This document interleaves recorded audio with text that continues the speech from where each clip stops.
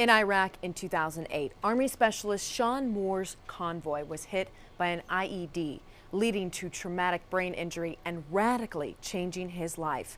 The event shaped and molded his future of dealing with PTSD. At first, it just seemed like a small non-event. You know, I was unconscious. The blast was large, but obviously we were okay.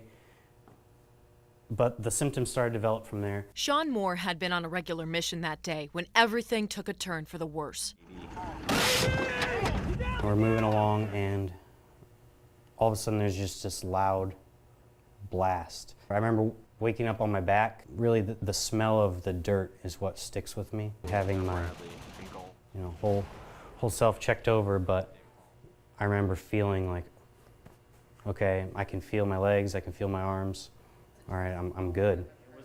And that wasn't really the case, as I'd figure out down the line. Moore was told to move on, get back in the field after only a few days of rest. I'd like to say it got better, but I mean, it got worse leading up to, hospitalization in, inpatient facility, and really just losing who I was, panic attacks, and craziness. Moore was medically discharged as a staff sergeant in 2012. I came home, didn't receive a ton of treatment. Nothing's working for me. I've tried a ton of medications.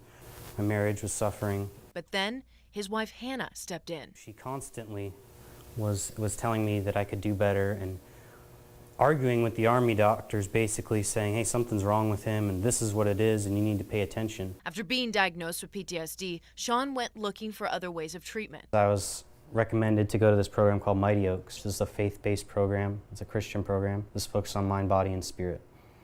And for me, that was a big turnaround. They talk about the term post-traumatic growth. Along with Mighty Oaks, Moore uses jiu-jitsu as replacement conditioning, and he also goes scuba diving. I found that when you're diving, as soon as your head goes underwater, the world kind of fades away. 8 years down the line, Moore feels he has overcome the main battle with PTSD. I would say I'm still healing.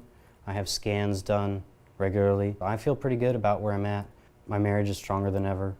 I have a 5-year-old who, thinks the world of me. Moore has a message for those who may be struggling. When you isolate, everything starts to spiral.